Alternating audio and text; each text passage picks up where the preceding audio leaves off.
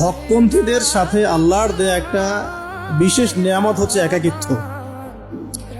হকপন্থীদের লাইফে আল্লাহ পাকের পক্ষ থেকে একটা বিশেষ অনুগ্রহ হচ্ছে একাকিত্ব।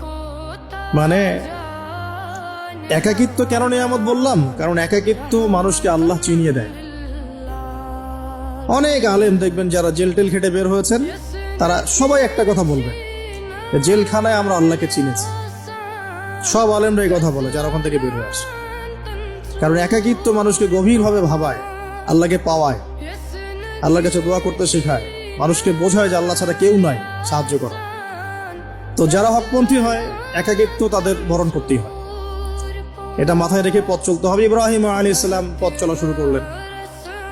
এবার কি হলো? তিনি কি বাসা থেকে বের হয়ে সেই এলাকা, ওই নমরুদের দেশ ছেড়ে চলে গিয়েছিলেন? উত্তর না। প্রথমে তিনি চলে যান নাই। প্রথমে তিনি ওই সমাজেই থেকেছেন, থেকে দাওয়াত দেওয়ার চেষ্টা করেছেন। তিনি ওই সমাজেই থেকেছেন, থেকে দাওয়াত দেওয়ার চেষ্টা করেন। ঠিক মুহাম্মদ সাল্লাল্লাহু আলাইহি ওয়াসাল্লাম সমাজের মানুষ যখন নির্যাতন নিপীড়ন করছেন, তিনি কি শুরুতেই সমাজ ছেড়ে বের হয়ে চলে গেছেন? না, 13 বছর দাওয়াত দিয়েছেন। কত বছর? 13 বছর। তো ইব্রাহিম আলাইহিস সালাম সমাজের মানুষকে দাওয়াত দেন। কিভাবে দেন? কোরআনে এভাবে ভাষা আসছে। আমি সূরাগুলোর নাম বলে দিই, আপনারা চেক করে নিয়েন। সূরা আম্বিয়ার মধ্যে আসছে, সূরা সাফফাতের মধ্যে আসছে, সূরা আনআমের মধ্যে আসছে।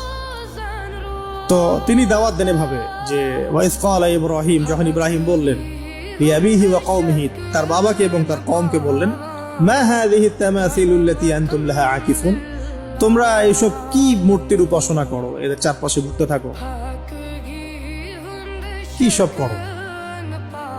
তো তারা বলে যে নাহনু বাল ওয়াজাদনা আবাআনা কাযালিকা ইয়াফআলুন, আমরা আমাদের বাপ দাদাদেরকে দেখেছি এইভাবেই করতে।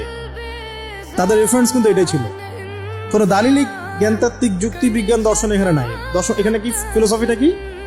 বাপ দাদাদেরকে দেখেছি করছে। তো এটা দিয়ে আবার অনেক সময় বাংলাদেশে আবার একটা ট্রেন্ড চালু করা হয়েছে, তোমরা দীর্ঘদিন 1200 বছর থেকে যে ইসলামটা ফলো করে আসছো ওটা ভুয়া, আমরা যেটা নতুন মডারেশন দিচ্ছি এটাই সঠিক। এই দলিল সেম না।